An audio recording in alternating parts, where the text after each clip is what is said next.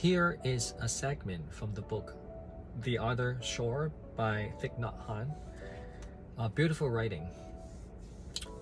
We know that words can be misleading, and that the deepest insights into the nature of reality are beyond the reach of language.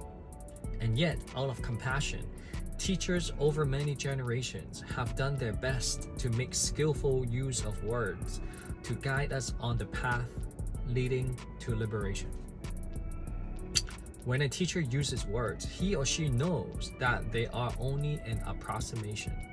They cannot perfectly express the reality of awakened understanding. A good teacher knows that no matter how careful they are, some people will inevitably become confused, and yet they must still try their best to help guide their students out of suffering. I can totally resonate with that, because when we see the same things, when we read the same things, or when we listen to certain videos, podcasts, some speeches from a variety of people, we all derive from different meanings, okay? When you take it to an extreme, a lot of the greatest teachings that we have available to us, people can interpret very differently. And to the extreme, the greatest teachings, like a lot of religions, that the intention is to guide us to the path of more compassion, forgiveness, awakening, respect, understanding, appreciation.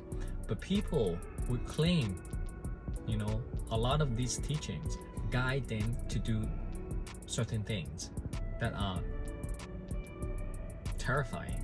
So we just have to be really careful. And I think through meditation practice or through teachings of enhancing our self-awareness, help us to decipher what is erroneous teachings versus what the teachings are originally intended for. And that requires us to look deeply in us as we consume or as we learn from a lot of the teachings. What kind of inner spaciousness or inner changes are we experiencing?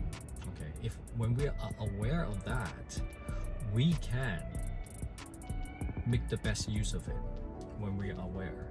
So when we want to make certain change to anything, the first step is to be aware of what you want to change. Because if you are not aware of it, that it's there, how can you make the changes that you want?